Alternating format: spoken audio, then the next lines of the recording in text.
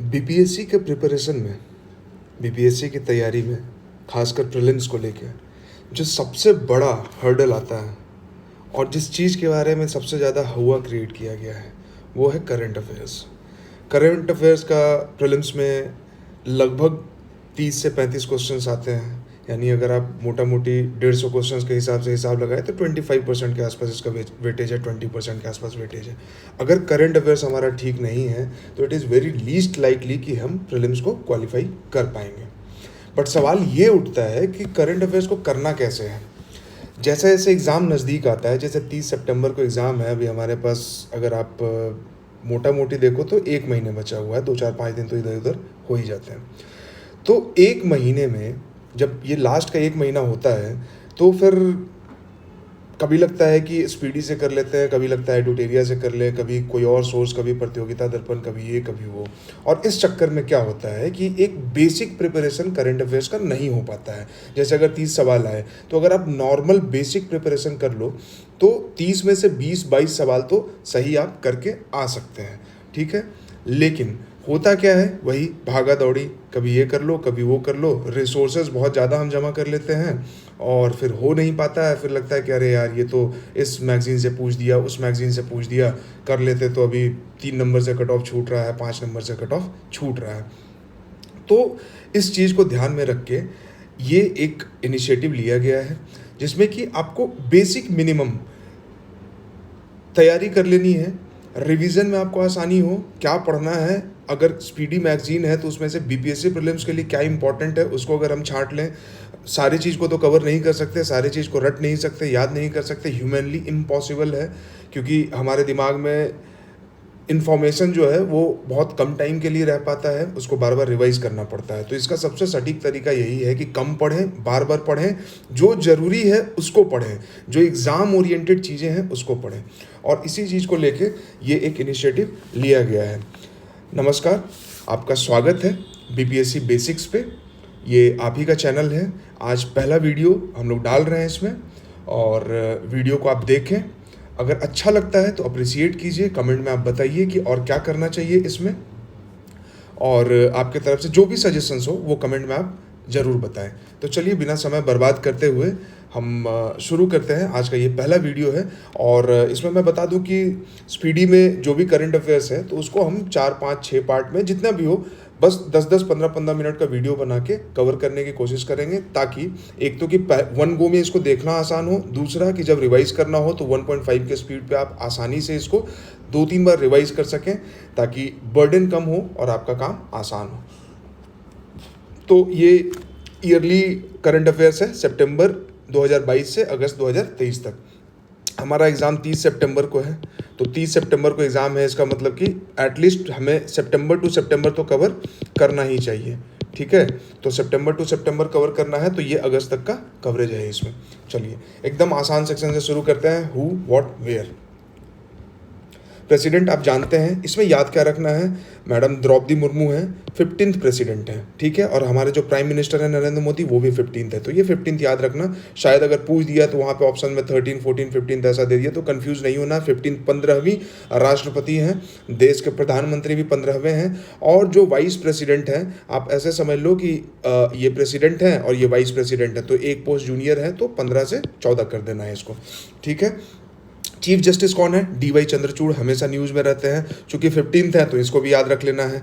Attorney general बहुत important है, attorney general R Venkat रमनी है, आर वेंकट रमनी, ये याद नहीं रखना है 16th, बट आर वेंकट रमनी। और आप कमेंट में बताइए, कमेंट सेक्शन में, कि अटॉर्नी जनरल कॉन्स्टिट्यूशन के कौन से आर्टिकल में आता है। सॉलिसिटर जनरल को देखते हैं। सॉलिसिटर जनरल तुषार मेहता है, काफ़ी दिनों से हैं, तो ये तो आपको याद ही होगा। नेशनल ग्रीन ट्रिब्यूनल के चेयरपर्सन कौन है, चेयरपर्सन है आदर्श कुमार गोयल, पहले सुप्रीम कोर्ट के जज थे, अभी रिटायर होने के बाद नेशनल ग्रीन ट्रिब्यूनल के चेयरपर्सन बने हैं। अब पार्लियामेंट्री हेड्स देखते हैं कि पार्लियामेंट में कौन कौन हेड है। स्पीकर राज्यसभा के स्पीकर कौन होते हैं, हमेशा वाइस प्रेसिडेंट होते हैं, इसलिए जगदीप धनखड़ है, ठीक है। डेप्यूटी स्पीकर कौन है, हरिवंश नारायण सिंह, इंपॉर्टेंट है, इसको याद रखिएगा, deputy speaker Harivansh Narayan Singh. Secretary general of Rajya Sabha बहुत इंपॉर्टेंट है, सेक्रेटरी जनरल ऑफ राज्यसभा कौन है, PC Modi, Pramod Chandra Modi. Leader of opposition in Rajya Sabha कौन है, कोई नहीं है अभी, ठीक है। लीडर ऑफ रूलिंग पार्टी के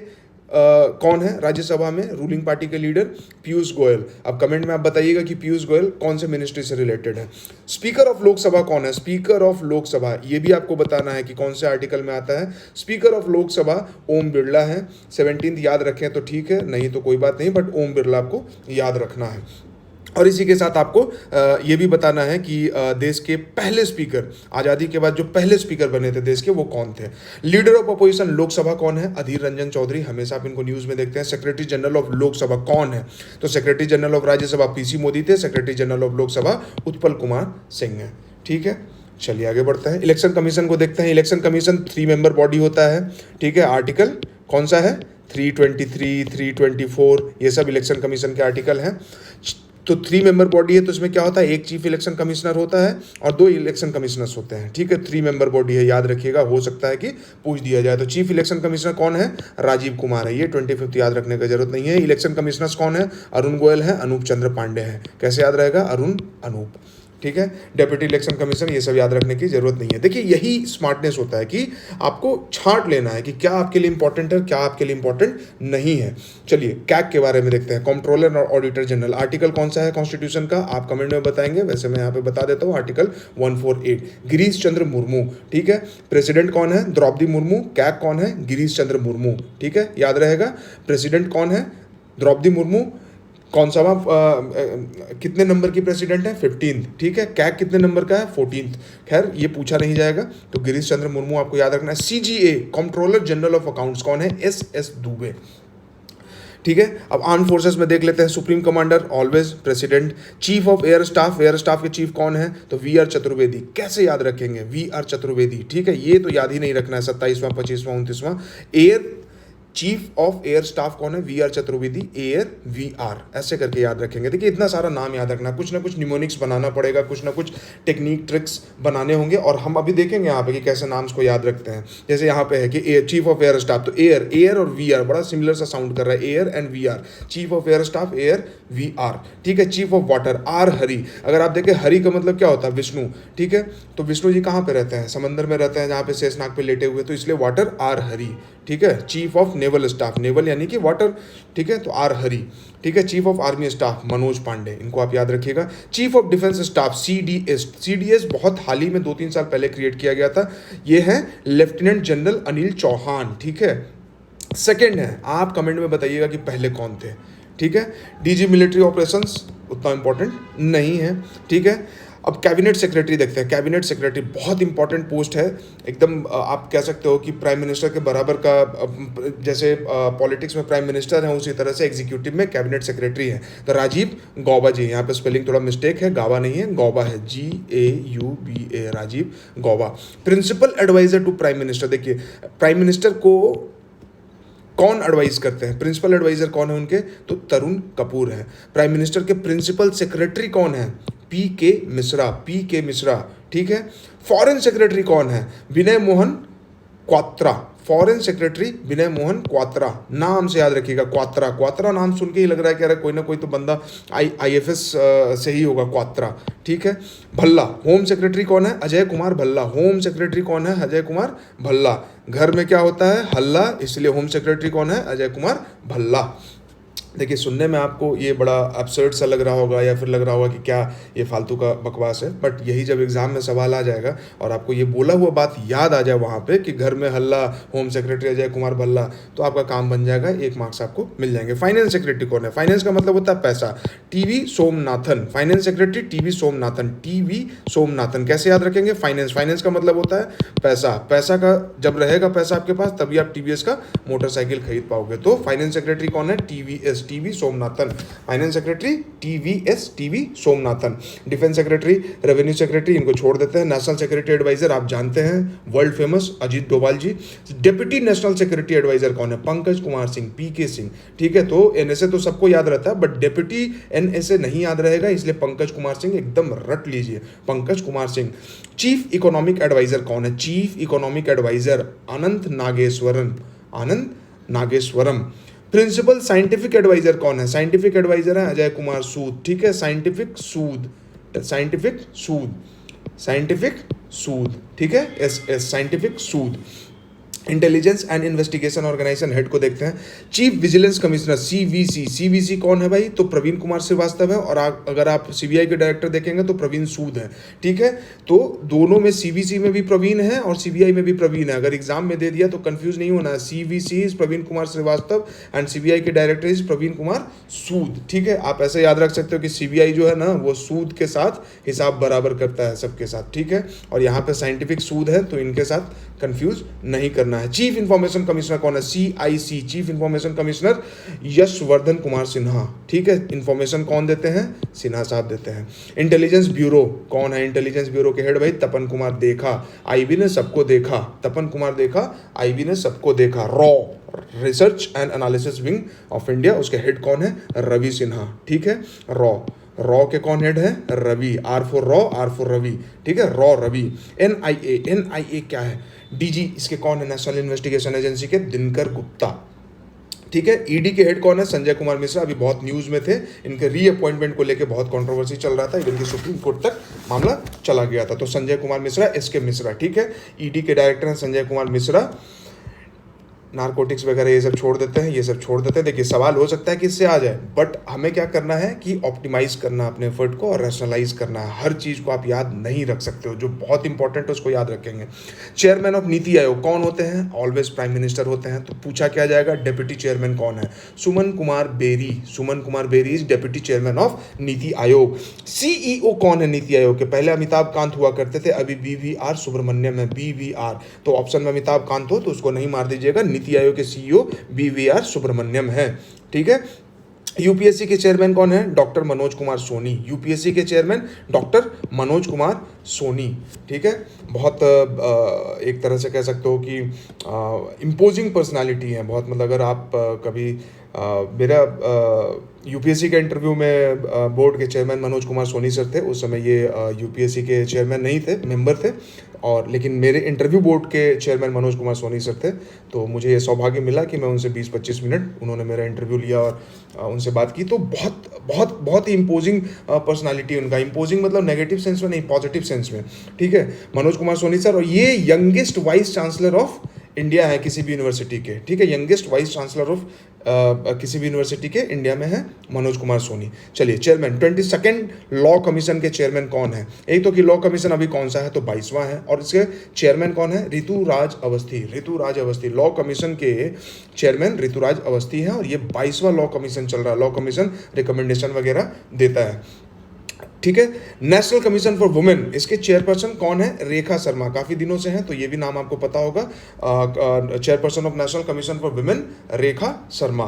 chairman of national backward class commission. ठीक है, बैकवर्ड क्लास एनसीबीसी जो है इसको कॉन्स्टिट्यूशनल स्टेटस दे दिया गया है। तो आप आर्टिकल बता दीजिएगा कौन से आर्टिकल में है। ठीक है, मैं हिंट दे देता हूँ, 338। ठीक है, अब आपको बताना है ए बी या सी।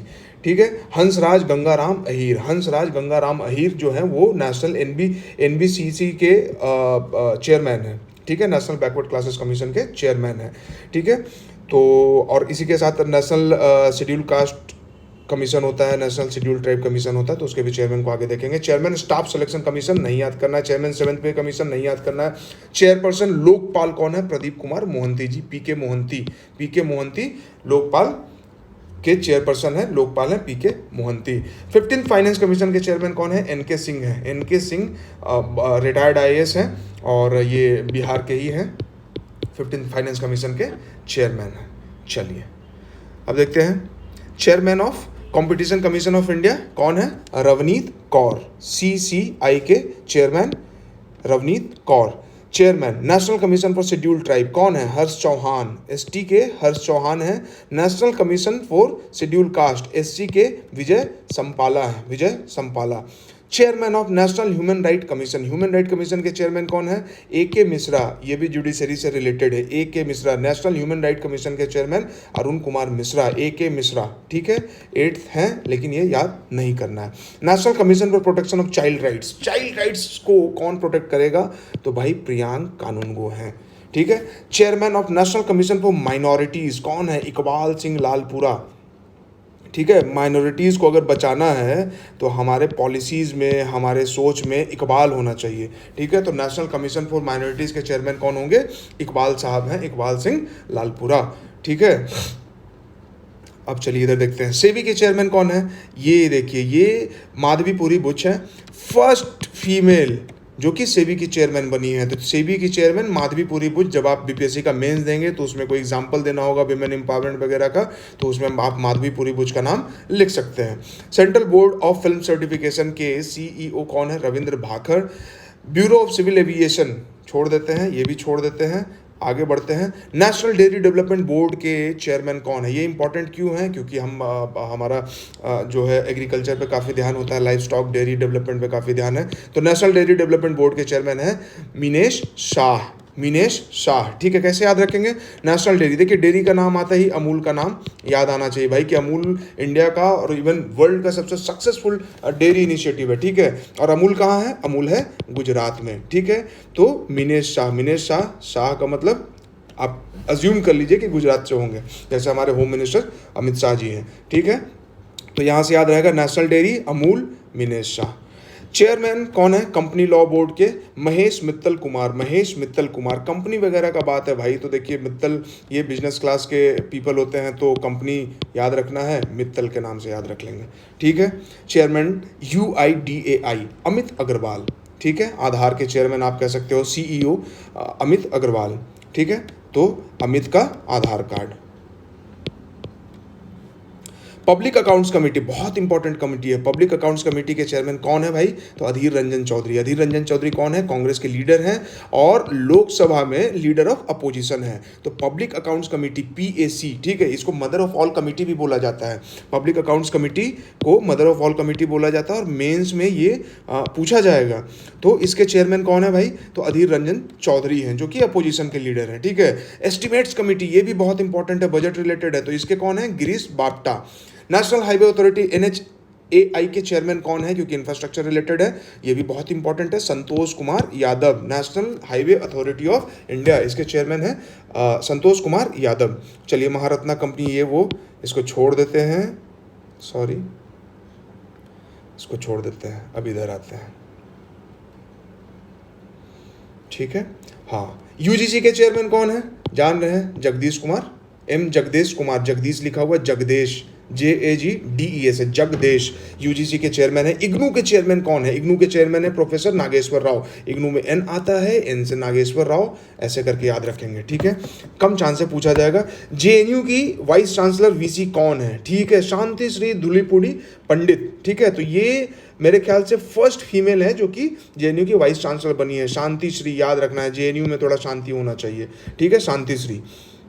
चलिए, चांसलर ऑफ नालंदा यूनिवर्सिटी क्यों इंपॉर्टेंट है भाई? नालंदा यूनिवर्सिटी हमारे बिहार में है, नया नालंदा यूनिवर्सिटी बनाया गया, तो उसके चांसलर के बारे में पता होना चाहिए। अरविंद पनागड़िया, ये पहले कहाँ थे? ये पहले नीति आयोग में भी रह चुके हैं, ठीक है। तो नालंदा यूनिवर्सिटी के चांसलर कौन है? अरविंद पनागड़िया। वाइस चांसलर है अभय कुमार सिंह, दोनों का नाम देखिए A से है, ठीक है। तो नालंदा यूनिवर्सिटी के चांसलर है अरविंद पनागड़िया। NCERT के डायरेक्टर कौन है भाई? दिनेश प्रसाद सकलानी। अब देखो कैसे याद रखेंगे, DPS, ठीक है। NCERT कहाँ पढ़ाया जाता है? DPS स्कूल में पढ़ाया जाता है। दिनेश प्रसाद सकलानी, याद रखने के लिए बॉस देखिए कुछ ना कुछ तो इस तरह का तिकड़म भिड़ाना पड़ेगा। हो सकता है आपको बड़ा बकवास सा लगे, एब्सर्ड लगे, बट कोई नहीं, अगर एग्जाम में ये काम आ जाता है तब आपको इसका इंपॉर्टेंस आप समझ पाएंगे। तो NCERT DPS में पढ़ाया जाता है भैया। National school of drama NSD, जहाँ से इरफान खान पास आउट हुए हैं, जहाँ से परेश रावल भी शायद वहीं से उन्होंने पढ़ाई की थी। National school of drama Delhi में है, इंडिया का one of the most premier acting school है, ठीक है। तो राजपाल यादव है वहाँ से, हमारे तिग्मांशु धूलिया है वहाँ से, और भी बड़े बड़े, शेखर कपूर है वहाँ से। तो कौन है नेशनल स्कूल ड्रामा के चेयरपर्सन भाई? ये दिल्ली में है, इसके चेयरपर्सन है परेश रावल। और film and television institute of India, ये है पुणे में, ठीक है, ये पुणे में है, इसके चेयरपर्सन कौन है? शेखर कपूर। दोनों बॉलीवुड के बहुत स्टालवर्ट हैं। परेश रावल जो है NSD के चेयरमैन हैं और शेखर कपूर जो है film television institute of India के हैं। तो परेश रावल कैसे याद रहेगा? अगर दोनों ऑप्शन में आ गया तो कंफ्यूज नहीं करना है। Paresh Rawal member of parliament भी हैं, ठीक है। तो मेंबर ऑफ पार्लियामेंट है तो भाई दिल्ली आना जाना रहेगा, दिल्ली आना जाना रहेगा, इसलिए नेशनल स्कूल ऑफ ड्रामा के चेयरमैन बन गए। ऑल इंडिया रेडियो, मैडम वसुधा गुप्ता, ऑल इंडिया रेडियो की डायरेक्टर जनरल मैडम वसुधा गुप्ता, डॉक्टर वसुधा गुप्ता। तो ऑल इंडिया रेडियो पे कौन आती हैं? वसुधा जी आती हैं। Chairperson press trust of India, PTI के चेयरपर्सन कौन है? अवीक सरकार। ठीक है, अब जनरली बोला जाता है ना कि हमारा प्रेस जो है वो वीक हो गया है, सरकार को क्रिटिसाइज नहीं करता है, तो वीक से याद रखेंगे कि press is getting weaker and weaker, press weak हो गया, weak Avik weak Avik, weak है सरकार को क्वेश्चन नहीं कर पाता, वीक है सरकार को क्वेश्चन नहीं कर पाता है। अगेन ये किसी के प्रति डेरोगेटरी रिमार्क नहीं है, ये बस याद रखने का एक टेक्निक है। Press trust of India Avik Sarkar. ठीक है, चलिए इसरो के चेयरमैन कौन है बताइए। अभी हमारा चंद्रयान इतना सफल रहा है तो इसरो के चेयरमैन के बारे में पूछा ही जा सकता है। तो इसरो के चेयरमैन है हमारे S Somanathan, S Somnath, S ISRO S. ठीक है, एटॉमिक एनर्जी कमीशन के हेड कौन है? ए के Mohanty, A for atomic energy, A for a के मोहंती। चलिए बार्क के कौन है? अजीत कुमार मोहंती। डीआरडीओ के चेयरमैन कौन है? समीर वी कामत, डीआरडीओ के समीर वी कामत। ठीक है, चलिए अब इधर आते हैं, just a second.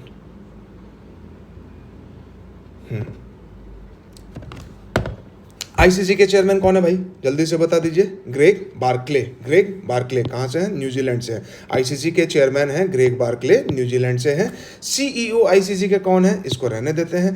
President of Asian cricket council, अब बताओ एशिया क्रिकेट काउंसिल है, एशिया में सबसे रिच कौन है? बीसीसीआई है। बीसीसीआई सबसे रिच है एशिया का क्रिकेट काउंसिल। और बीसीसीआई में अभी बोलबाला किनका है? जय साका जी, जो हमारे ऑनरेबल होम मिनिस्टर के बेटे हैं जैसा। तो इसीलिए एशिया का क्रिकेट काउंसिल होगा तो उसका हेड कौन होगा? बीसीसीआई। और बीसीसीआई के एक तरह से एकदम डोमिनेंट पर्सनालिटी है जेसा, तो जेसा याद रखना है ऐसे। First independent women director of ICC कौन है? इंदिरा नूई। इंदिरा नूई कौन है भाई? इंडियन ओरिजिन की हैं और इंडियन ही हैं, इंडियन ओरिजिन क्या, और ये पेप्सिको को लीड कर चुकी है, पेप्सिको को। इसलिए विमेन एम्पावरमेंट में जैसे माधवी पुरी बुच का नाम आता है उसी तरह से इंदिरा नूई का भी नाम आता है। तो ये मेंस में आप इनको लिख सकते हैं, कोट कर सकते हैं, बीपीएससी के एसे में इनको कोट कर सकते हैं। प्रेसिडेंट ऑफ बीसीसीआई कौन है? रोजर बिन्नी बीसीसीआई के प्रेसिडेंट। अब देखिए इसको कैसे याद रखेंगे, इधर से नहीं जाएंगे हम लोग, इधर से जाएंगे। ठीक है, ऐसे देखेंगे रोजर बिन्नी। रोजर बिन्नी क्या है? रोजर बिन्नी है अजीत अगरकर है, राहुल द्रविड़ है, रमेश पवार है। ठीक है, तो हम ऐसे देखते हैं रोजर बिन्नी कौन है भाई? तो रोजर बिन्नी जो है वो प्रेसिडेंट है बीसीसीआई के। अजीत अगरकर कौन है? हमारे पहले बॉलर हुआ करते थे इंडियन टीम के, अभी चेयरमैन ऑफ सेलेक्टर्स हैं। ठीक है, सिलेक्शन कमेटी के चेयरमैन हैं। राहुल द्रविड़ क्या हैं? हेड कोच हैं मेन टीम के। रमेश पवार क्या हैं? विमेंस क्रिकेट टीम के कोच हैं। ठीक है, तो ऐसे याद रखेंगे। इधर से याद रखेंगे तो थोड़ा भूलने का चांस ज़्यादा होगा, इधर से याद रखेंगे। रोजर बिन्नी भाई साहब प्रेसिडेंट है, अजीत अगरकर क्या है? सिलेक्शन कमेटी के चेयरमैन है, राहुल द्रविड़ क्या है? मेन टीम के हेड कोच हैं, रमेश पवार क्या है? विमेन टीम के हेड कोच हैं। ठीक है, चलिए आगे बढ़ते हैं।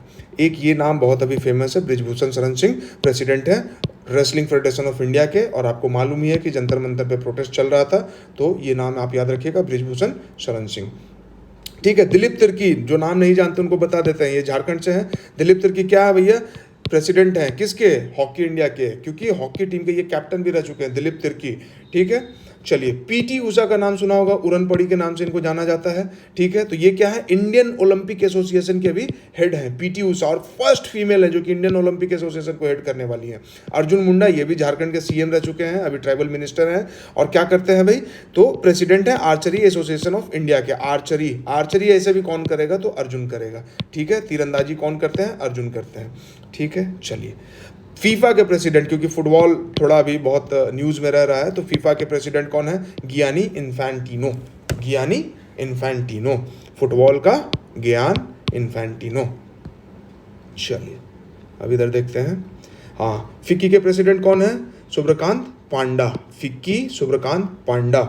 बॉम्बे स्टॉक एक्सचेंज बहुत इंपॉर्टेंट है, Bombay stock exchange, SEBI, national stock exchange, ED, ये सब याद रखना है। तो बॉम्बे स्टॉक एक्सचेंज के चेयरमैन कौन है? S Mundra.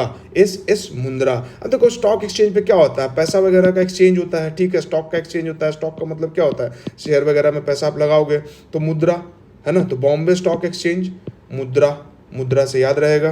National stock exchange NSE पे आ जाते हैं, आशीष कुमार चौहान है। Chairman of national stock exchange कौन है? गिरीश चंद्र चतुर्वेदी है। एनएसई बहुत बार न्यूज़ में हम सुनते हैं कि नेशनल स्टॉक एक्सचेंज जो है वो गिर रहा है। ठीक है, 12,000 या 15,000 से गिर के वो 8,000 हो गया है, तो एनएसई गिर। गिर रहा है, गिरीश चंद्र चतुर्वेदी। अगेन वही याद रखने के लिए कुछ ना कुछ तिकड़म लगाना पड़ेगा। तो नेशनल स्टॉक एक्सचेंज गिर रहा है भाई।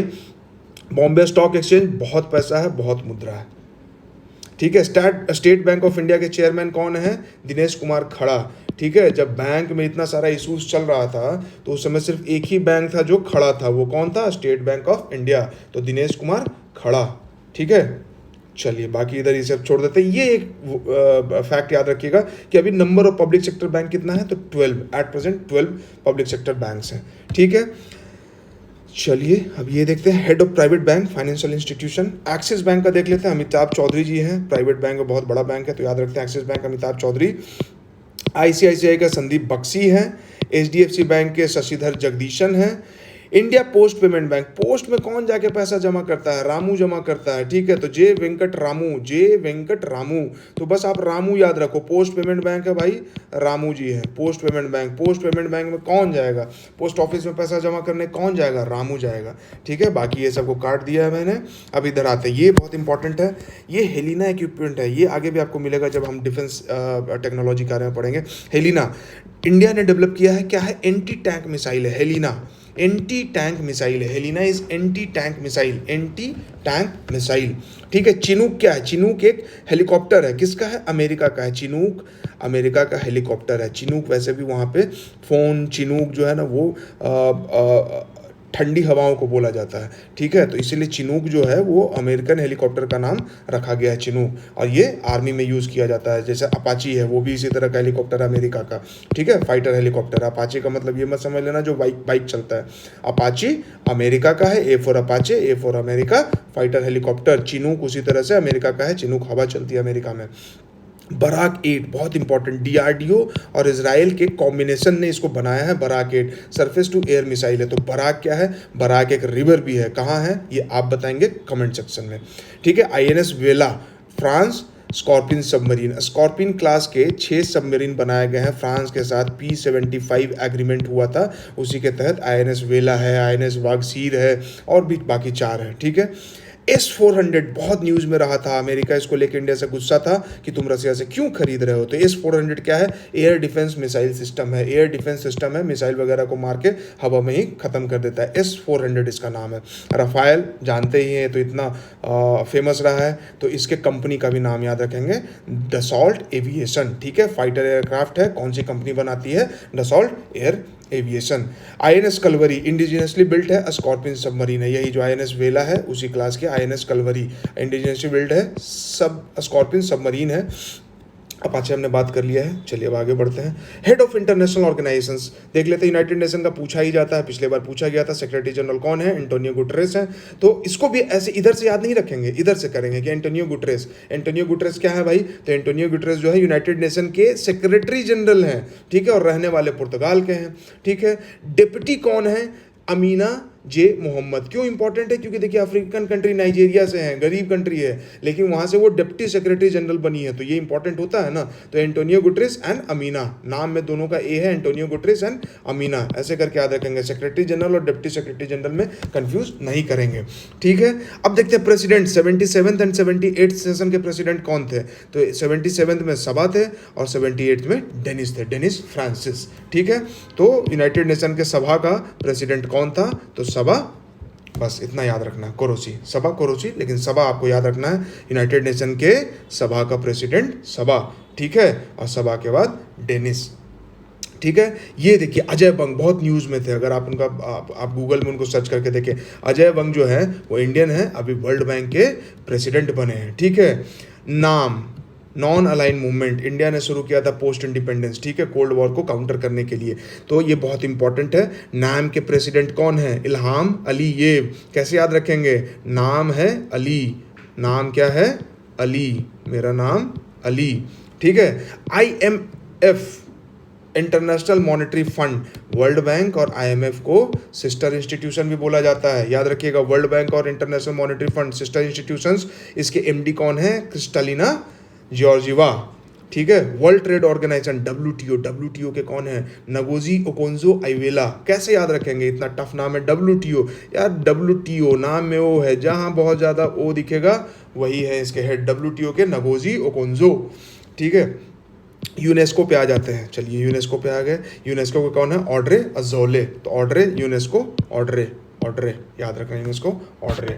वर्ल्ड हेल्थ ऑर्गेनाइजेशन बहुत फेमस है, अभी तो इंडिया भी आए हुए थे, टेड्रोस अठानोम, ठीक है, WHO टेड्रोस। चाइना जब कोविड हुआ था तो उस समय ये बड़े कंट्रोवर्शियल फिगर भी रहते कि इन्होंने फैक्ट्स को थोड़ा होल्ड किया था, ठीक है, और जल्दी बता सकते थे। कॉमनवेल्थ इंपॉर्टेंट क्यों है? क्योंकि इंडिया इसका पार्ट है। सेक्रेटरी जनरल कौन है?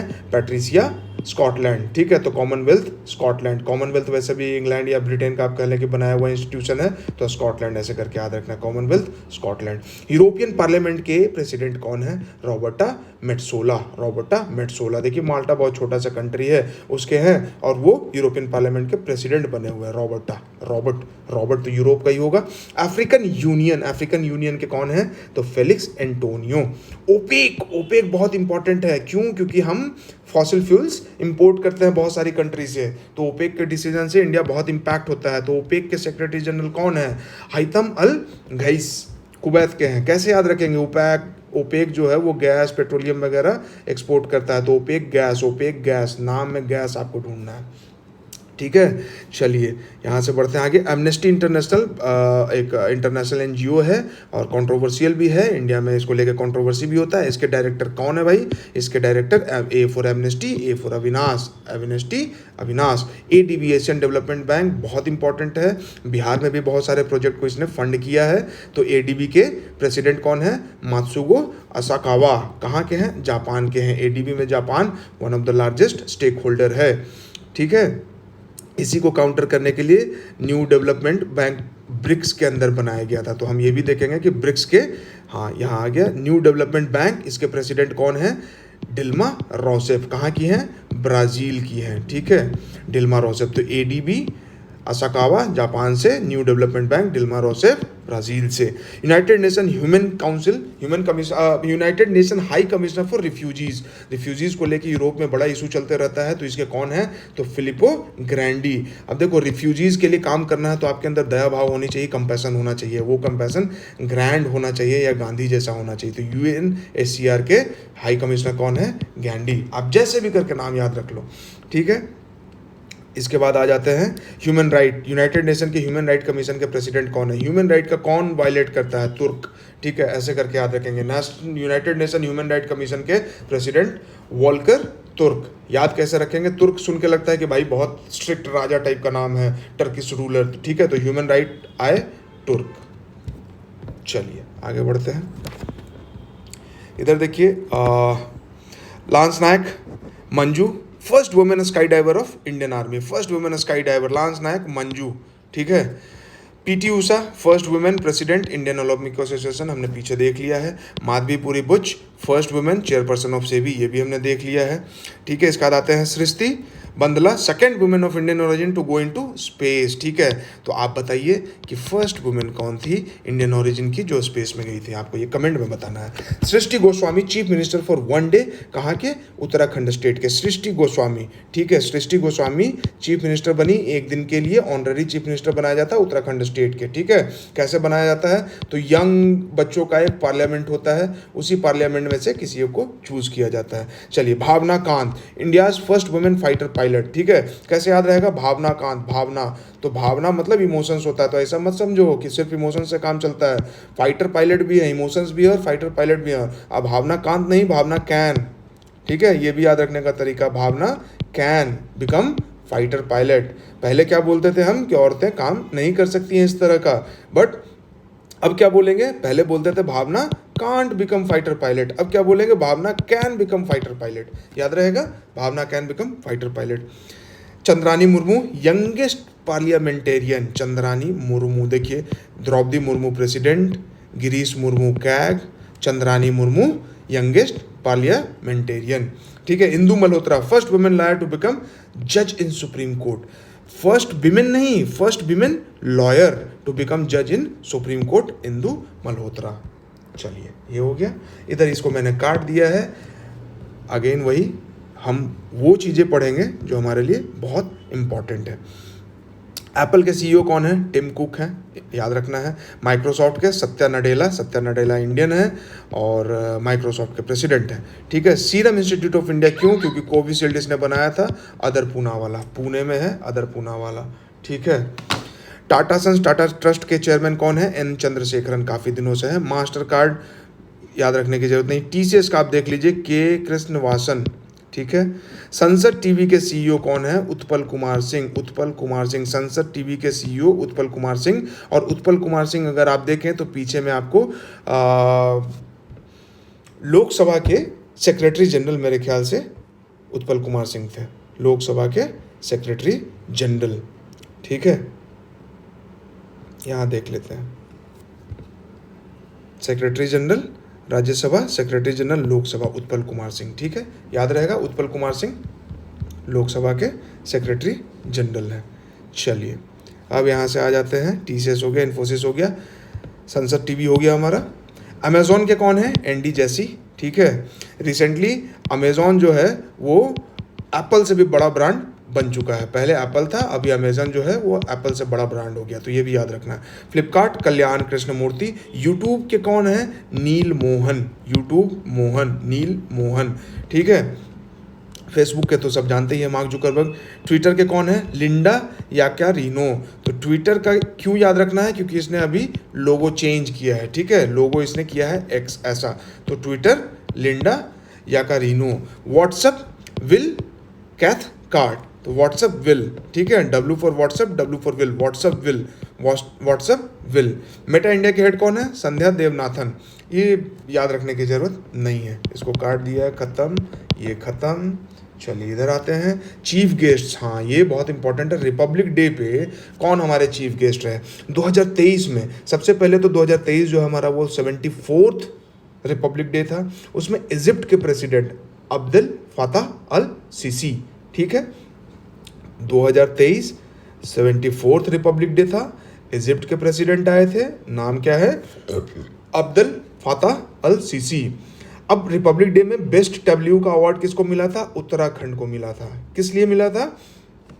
मानस खंड, ठीक है, थीम क्या था उसका? मानस खंड। तो इतना आप याद रखिए कि उत्तराखंड के मानस खंड को बेस्ट डब्ल्यू का अवार्ड मिला था, जो झांकी निकलती है उसमें बेस्ट था उत्तराखंड का। 2022 का अगर देखें तो 73rd था, नन। क्यों? अगेन वही कोविड वाला issue. Kashi Vishwanath corridor W को मिला था, काशी विश्वनाथ को मिला था बेस्ट अवार्ड। 2021 में कोई नहीं आया था, कोविड वाला इशू था। तो आप ये याद रखिए 2023 वाला, ठीक है, अभी यही पूछा जाएगा। Major missions of ISRO 2022-23, Chandrayaan 3 है ना। लॉन्च व्हीकल क्या है इसका? LVM3 M4, Chandrayaan mission 3rd है, लेकिन यहाँ पे M4 है, ठीक है, सक्सेसफुल रहा हमारा। टेलियोस का अगर बात करें तो PSLV C55 से इसको लॉन्च किया गया था। ये सब इसरो के मिशन हैं। चंद्रयान 3 सक्सेसफुल है, टेलियोस PSLV का यूज़ करके इसको लॉन्च किया जाएगा। PSLV को क्या बोला जाता है?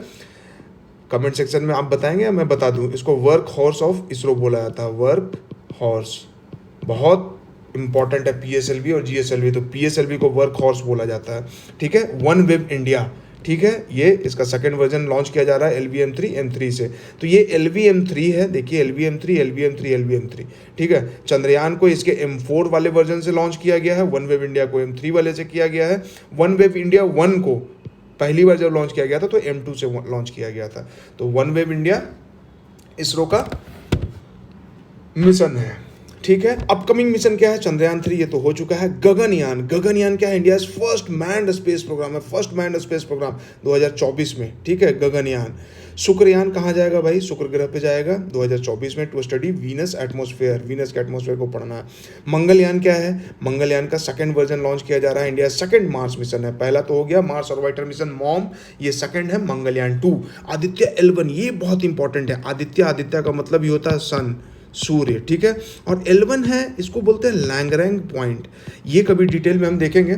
लैग्रैंज पॉइंट वन पे आदित्य को इस्टेब्लिश करना है। बेसिकली बहुत सारा जो सेलेस्टियल बॉडीज होते हैं ना, तो उसमें एक जगह ऐसा पॉइंट आता है बीच में जहाँ पे कि सबका ग्रेविटेशनल पुल बराबर हो जाता है। तो वहाँ पे ये इसको एक्सटर्नल सोर्स ऑफ पावर नहीं चाहिए इस्टेब्लिश होने के लिए ऑर्बिट में, ये अपने आप इस्टेब्लिश हो जाता है। तो उसी को बोलते हैं लैग्रैंज पॉइंट। तो बहुत सारे एक ऑर्बिट में मेरे ख्याल से 5 लैग्रैंज पॉइंट होते हैं, तो उसमें लैग्रैंज पॉइंट 1 में आदित्य को इस्टेब्लिश किया जाएगा। क्यों किया जाएगा? ताकि सन को हम स्टडी कर सकें।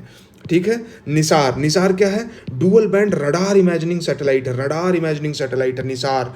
निसार के नाम में ही आर है, यानी कि रडार इमेजिंग सैटेलाइट है। प्रोजेक्ट चीता बहुत इंपॉर्टेंट है।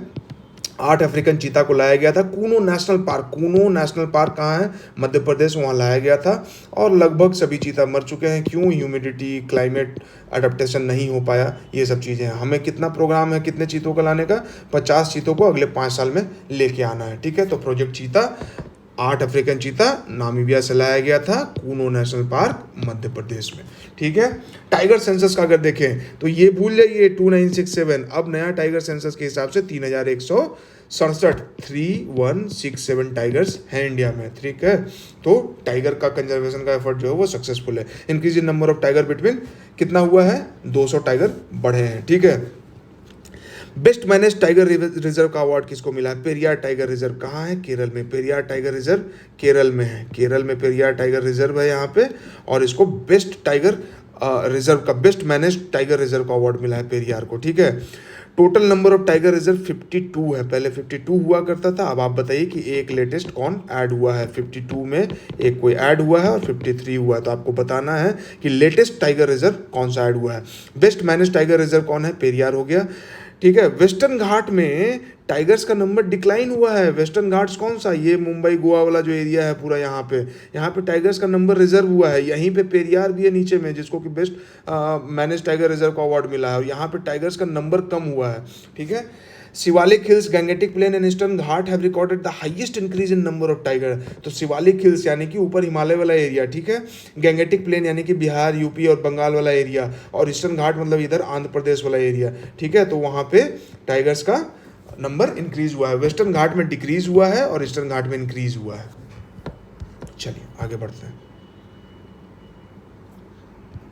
साइक्लोन्स इन इंडिया, अभी रिसेंट में जो आया है बिपरजॉय आया है। कहाँ पे आया था? अरेबियन सी में। बे ऑफ बंगाल नहीं मार देना है, अरेबियन सी में। बिपरजॉय अरेबियन सी, नाम से ही लग रहा है कि थोड़ा बंगाली लैंग्वेज में लिखा गया है, तो इसलिए बांग्लादेश ने इसका नेमिंग किया है। साइक्लोन के नेमिंग का भी एक तरीका होता है। पूरा ग्रुप ऑफ कंट्रीज है इंडियन ओशन में, और वो सब बारी बारी से नाम रखते हैं। ठीक है। तो चलिए अरेबियन सी में देखिए 1 2 ये 3 साइक्लोन्स अरेबियन सी में आया है। एक निसर्ग आया था, एक शाहीन आया है, एक बिपरजॉय आया है। तो बिपरजॉय जो है वो लेटेस्ट आया हुआ है। महाराष्ट्र गुजरात पे इसका इम्पैक्ट पड़ा है। ठीक है। बाकी सब देखिए आप बे ऑफ बंगाल में है, बे ऑफ बंगाल में है, बे ऑफ बंगाल में है।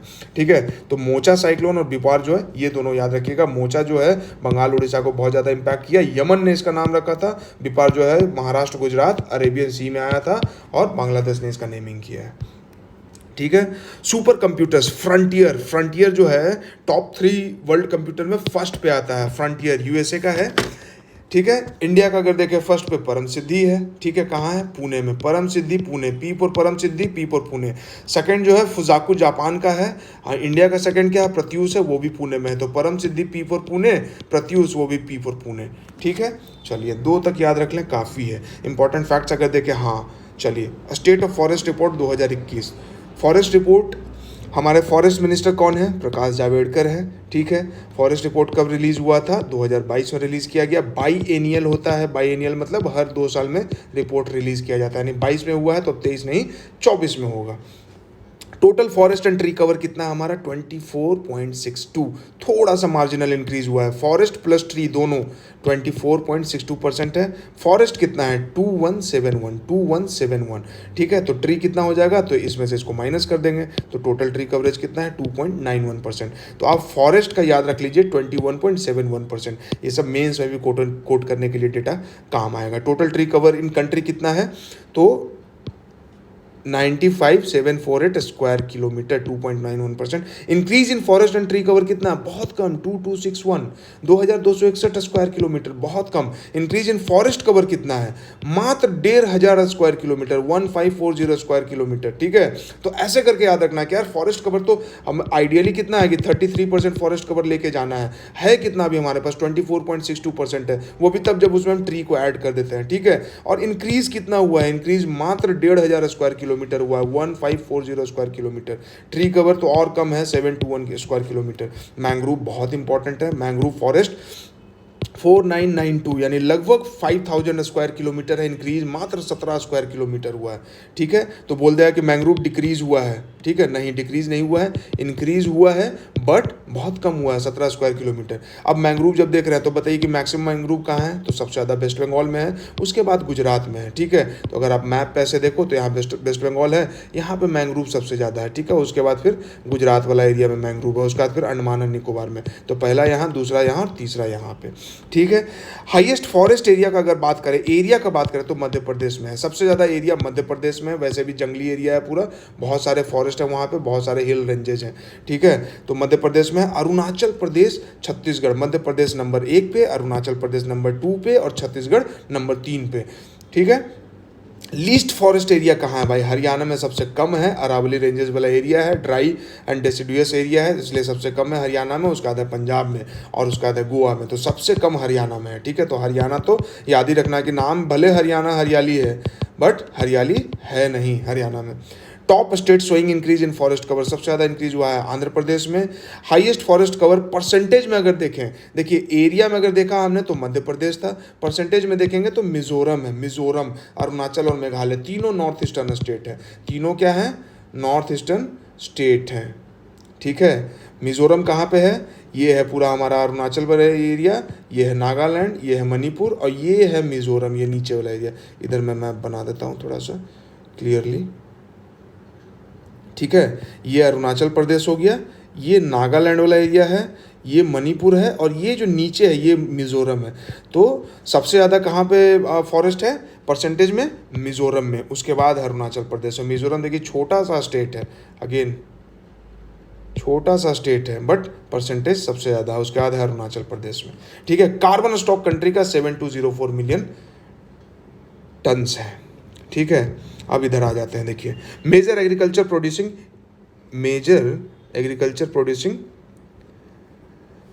इंडिया और वर्ल्ड में क्या है, राइस को देख लो चाइना है, वीट को देख लो चाइना है, राइस वीट दोनों में नंबर 1 चाइना है भाई साहब, ठीक है। मेज अमेरिका है, अमेरिका में जो लाइव स्टॉक फार्मिंग वगैरह होता है उसमें मेज का बहुत यूज़ होता है। लेकिन पल्सेस इंडिया में सबसे ज़्यादा होता है, ठीक है। पल्सेस सबसे ज़्यादा कहाँ होता है, इंडिया में। दाल सबसे ज़्यादा, दलहन की खेती हमारे यहाँ होती है। राइस और वीट सबसे ज़्यादा चाइना में है। चाइनीज लोग वैसे भी राइस बहुत ज़्यादा खाते हैं, फ्राइड राइस, याद रखिएगा, फ्राइड राइस चाइनीज़ आइटम है, इसीलिए राइस चाइना का हो गया। पल्सेस दाल हम लोग इंडिया में खाते हैं, यहाँ हो गया, ठीक है। टोबैको चाइना का है, ठीक है। कॉटन, पोटैटो, ओनियन, टी सब चाइना का है। Cotton, potato, onion, T. Cotton क्या है, कैश क्रॉप है। टी क्या है, कैश क्रॉप है। कैश क्रॉप जो भी है वो चाइना में अभी ज़्यादा है। Pulses, milk, sugar, spices. Pulses कहाँ है, इंडिया में है। मिल्क इंडिया, लगभग 25% ऑफ वर्ल्ड प्रोडक्शन मिल्क का इंडिया में होता है। शुगर भी इंडिया में है, स्पाइसेस भी इंडिया में है। जब शुगर इंडिया में सबसे ज़्यादा है तो इंडिया में फिर कौन से स्टेट में शुगर सबसे ज़्यादा होता है, महाराष्ट्र में कि उत्तर प्रदेश में, ये आपको बताना है, ठीक है। चलिए यहीं पे लिखा हुआ है, बताना क्या है। शुगर इंडिया में सबसे ज़्यादा होता है और फर्स्ट नंबर पे महाराष्ट्र, सेकंड पे यूपी है, पहले यूपी फर्स्ट हुआ करता था, ठीक है। स्पाइसेस इंडिया में सबसे ज़्यादा होता है और इंडिया में मध्य प्रदेश में सबसे ज़्यादा होता है, तो साउथ का कोई स्टेट नहीं मारिएगा। चलिए मिनरल्स का अगर बात करें, कोल सबसे ज़्यादा कहाँ है, कोल और गोल्ड। कोल को, कोयला को काला सोना बोला जाता है, तो सोना और काला सोना दोनों चाइना में सबसे ज़्यादा है, ठीक है। डायमंड रसिया में सबसे ज़्यादा होता है। कॉपर चिली में सबसे ज़्यादा होता है। चिली कहाँ है, साउथ अमेरिकन कंट्री है, ठीक है, पेरू चिली, चिली ये वाला एरिया है साउथ अमेरिका का, सबसे ज़्यादा कॉपर यहाँ पाया जाता है, ठीक है। आयरन ओर और एल्यूमिनियम ऑस्ट्रेलिया में, ठीक है। सिल्वर मैक्सिको में, नॉर्थ अमेरिका का सदर्न पार्ट है मैक्सिको, तो वहाँ पे सिल्वर सबसे ज़्यादा होता है। क्रूड क्रूड ऑयल अमेरिका में सबसे ज़्यादा है, नेचुरल गैस भी अमेरिका में सबसे ज़्यादा है। तो ये कोई गल्फ कंट्री नहीं मारना आपको, क्रूड ऑयल और नेचुरल गैस दोनों अमेरिका में सबसे ज़्यादा है। और रिसेंट एक करंट अफेयर्स आपको बताते हैं कि सबसे ज़्यादा इंपोर्ट जो है रसिया से हम कर रहे हैं, अपना पेट्रोलियम इंपोर्ट जो है वो रसिया से हो गया है। बॉक्साइट ऑस्ट्रेलिया है, गोल्ड चाइना है, वो बता ही दिया। यूरेनियम याद रखिएगा कजाकिस्तान, ठीक है, सबसे ज़्यादा कजाकिस्तान में प्रोडक्शन होता है, लेकिन इसका स्टॉक सबसे ज़्यादा कहाँ है वो आपको बताना है कमेंट में। यूरेनियम का स्टॉक सबसे ज़्यादा कहाँ पे है? इंडिया में कहाँ है कोयला सबसे ज़्यादा? झारखंड में है। इंडिया में डायमंड सबसे ज़्यादा कहाँ है? मध्य प्रदेश। पन्ना टाइगर रिजर्व का नाम से आपको याद होगा, पन्ना टाइगर रिजर्व। तो हीरा और पन्ना कहाँ है? मध्य प्रदेश में, ठीक है। पन्ना टाइगर रिजर्व भी मध्य प्रदेश में, Hira and Panna both are in Madhya Pradesh, ठीक है। आयरन और अगर देखें तो उड़ीसा में है, ठीक है। एल्युमिनियम और आयरन दोनों जो है उड़ीसा में सबसे ज़्यादा है, कोयला झारखंड में सबसे ज़्यादा है। तेल हमारे सबसे ज़्यादा राजस्थान में है, गैस सबसे ज़्यादा आसाम में है। आंध्र प्रदेश में क्या है? यूरेनियम। बस इतना याद रख लीजिए, ठीक है। चलिए अब ये क्या है? हाँ, ओल्ड नेम और चेंज नेम। बांद्रा वर्सोवा सी ब्रिज जो है वीर सावरकर सेतु नाम रखा गया है इसका। अहमदनगर डिस्ट्रिक्ट जो था उसको अब अहिल्याबाई होलकर नगर नाम रखा गया। अहमदनगर डिस्ट्रिक्ट का नाम हो गया अहिल्याबाई होलकर, ठीक है। ओस्मानाबाद सिटी था महाराष्ट्र में, इसका नाम क्या रखा गया है? धाराशिव, ठीक है। चर्च गेट रेलवे स्टेशन था, ठीक है, इसका नाम हो गया है CD Deshmukh railway station. Churchgate को सीडी देशमुख नाम रखा गया। सीडी देशमुख महाराष्ट्र के बहुत प्रोमिनेंट पॉलिटिशियन थे, ठीक है। Rourkela hockey stadium, Birsa Munda international hockey stadium, ये सब याद रखने का बहुत ज़्यादा जरूरत नहीं है। मुगल गार्डन को अमृत उद्यान नाम रखा गया है। मुगल गार्डन कहाँ है? मुगल गार्डन दिल्ली के प्रेसिडेंट हाउस में है, ठीक है। उसका नाम क्या रख दिया गया है? अमृत उद्यान, ठीक है। चलिए, दोनी पोलो एयरपोर्ट ये आएगा। दोनी पोलो एयरपोर्ट कहाँ पे है भाई? तो ये है अरुणाचल प्रदेश में। क्या इंपॉर्टेंस है इसका? ग्रीन फील्ड एयरपोर्ट है, मतलब जीरो से इसको बनाया गया। दोनी पोलो एयरपोर्ट अरुणाचल प्रदेश में। कर्तव्य पथ किसका नाम रखा गया है? राजपथ दिल्ली में एक जगह है, उसका नाम कर्तव्य पथ रख दिया गया है। शहीद भगत सिंह इंटरनेशनल एयरपोर्ट, भगत सिंह पंजाब से थे, चंडीगढ़ एयरपोर्ट का नाम शहीद भगत सिंह रखा गया। सुनील गावस्कर क्रिकेट ग्राउंड किसका नाम रखा गया? लीस्टर क्रिकेट ग्राउंड इंग्लैंड का है। ये इंपॉर्टेंट है क्योंकि इंग्लैंड का क्रिकेट ग्राउंड है, उसका नाम रखा गया सुनील गावस्कर के नाम पे। संभाजी नगर किसका नाम रखा गया? औरंगाबाद का, ठीक है। अहिल्याबाई होलकर आपने देख लिया किसका नाम रखा गया? अहमदनगर का। और धाराशिव रखा गया उस्मानाबाद का, ठीक है। चलिए, हाँ, बिहार का मखाना का नया नाम है भाई मिथिला मखाना, इसको जीआई टैग भी मिला हुआ है, ठीक है। पीएम पोषण मिड डे मील स्कीम जो है ना, स्कूल में आंगनवाड़ी में जो मिलता था बच्चों को खिचड़ी खाने के लिए, अंडा मिलता था, फल फ्रूट वगैरह, जो कि मिलता नहीं है, काफ़ी करप्शन है उसमें, बट उसका नाम रखा गया है पीएम पोषण। राजीव गांधी खेल रत्न अवार्ड का नाम रखा गया है मेजर ध्यानचंद खेल रत्न अवार्ड। ध्यानचंद कौन थे? हॉकी मैस्ट्रो, हॉकी के जादूगर इनको कहा जाता था। ध्यानचंद खेल रत्न अवार्ड। काकोरी कांड, कांड सुन के बहुत बुरा लगता है यार। काकोरी ट्रेन एक्शन बहुत अच्छा लग रहा है, ट्रेन एक्शन है। कांड मतलब लगता है नेगेटिव बात कुछ चल रहा है, ठीक है। जबकि काकोरी किसने किया था बताइए? हिस्ट्री में पढ़ना है आपको कि काकोरी कांड क्यों किया गया था, कौन से ऑर्गेनाइजेशन ने किया था? Hindustan Republican association. कौन कौन थे इसके मेंबर? एक दो मेंबर का नाम आप कमेंट में बता दीजिएगा। चेनानी नासरी टनल, चेनानी नासरी टनल का नाम श्यामा प्रसाद मुखर्जी टनल। श्यामा प्रसाद मुखर्जी जम्मू कश्मीर के लिए इन्होंने काफ़ी काम किया था। और जो पहला हमारा पार्लियामेंट गठित हुआ था इलेक्शन के बाद, उसमें Shyama Prasad Mukherjee member of parliament थे। इनको जम्मू कश्मीर भेजा गया था वहाँ के हालात का जायजा लेने के लिए। तो चेनानी नासरी टनल जो है वो जम्मू कश्मीर में है, तो इसलिए इनके नाम पे रखा गया है। तो चेनानी नासरी टनल का नाम किनके नाम पे रखा गया? श्यामा प्रसाद मुखर्जी। व्हीलर आइलैंड ये तो बहुत पुराना हो चुका है, कलाम साहब के नाम पे रखा गया। हैवलॉक आइलैंड और नील आइलैंड कहाँ है? हैवलॉक आइलैंड और नील आइलैंड ये अंडमान निकोबार में है। नाम इसका चेंज हो गया है। हैवलॉक का नाम रख दिया गया है स्वराज द्वीप और नील आइलैंड का है शहीद द्वीप, ठीक है। तो हैव स्वराज और नील शहीद हो गया। नील वहाँ शहीद होता है and have Swaraj. Havelock island Swaraj, have Swaraj, Swaraj चाहिए, हैव स्वराज, और नील शहीद। रॉस आइलैंड का नाम नेताजी के नाम पे रखा गया। नेताजी बॉस थे यानी कि रॉस थे। Netaji Ross boss, Netaji Ross boss. Again absurd लगे बट बहुत इंपॉर्टेंट है, ये सब बेकार, इसको हटा दीजिए। हाँ, इसको थोड़ा सा आप देख सकते हो, award received by prime minister. तो चैंपियंस ऑफ अर्थ अवार्ड मिला है यूनाइटेड नेशन की तरफ से। किसको मिला है? हमारे ऑनरेबल प्राइम मिनिस्टर को, ठीक है। अफगानिस्तान से मिला है, सब जगह से तो मिल ही रहा है। चैंपियंस ऑफ अर्थ अवार्ड मिला है। किंग हामिद जो है बहरीन से मिला है। जायद अवार्ड यूएई से मिला है। रूल ऑफ निशान मिला है मालदीव से, ठीक है। ये पुराना हो गया, ये सब नया वाला देखते हैं। Legion of honour France. India और फ्रांस का बहुत अच्छा दोस्ती चल रहा है। फ्रांस के साथ हम क्या करते हैं, इंटरनेशनल सोलर अलायंस है हमारा फ्रांस के साथ। और क्या है, हमने रफाइल खरीदा है। फ्रांस को बेसिकली बोला जाता है, इंडिया रसिया का जैसे पहले दोस्ती था, तो बोला जाता है कि France is new Russia. France नया रसिया है, इंडिया के लिए नया दोस्त है, ठीक है। तो लीजन ऑफ ऑनर वहाँ का हाईएस्ट सिविलियन अवार्ड जो है वो हमारे प्राइम मिनिस्टर को मिला है। तो लीजन ऑफ ऑनर अवार्ड क्या है, फ्रांस का है। किसको मिला है? हमारे पीएम को। ऑप्शन में प्रेसिडेंट हो तो प्रेसिडेंट नहीं मारिएगा, प्राइम मिनिस्टर मारिएगा, ठीक है। Order of Nile, Egypt, Nile और इजिप्ट के प्रेसिडेंट जो अब्दुल अल सीसी, अब्दुल फतेह अल सीसी जो है वो आए थे 26 जनवरी को इंडिया में चीफ गेस्ट बन के, ठीक है।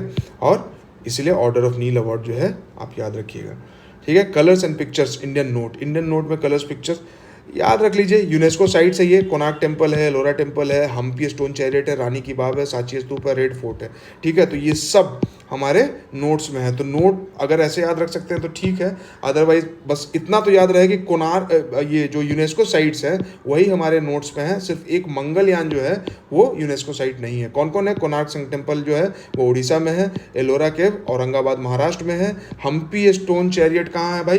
तो हम्पी विजयनगर, रानी की बाग गुजरात में है, सांची का स्तूप मध्य प्रदेश में है, रेड फोर्ट दिल्ली में है, ठीक है। और मंगलयान तो हम लोग अभी भेज चुके हैं, ठीक है। चलिए, तो अभी इस वीडियो को यहीं पे स्टॉप करते हैं।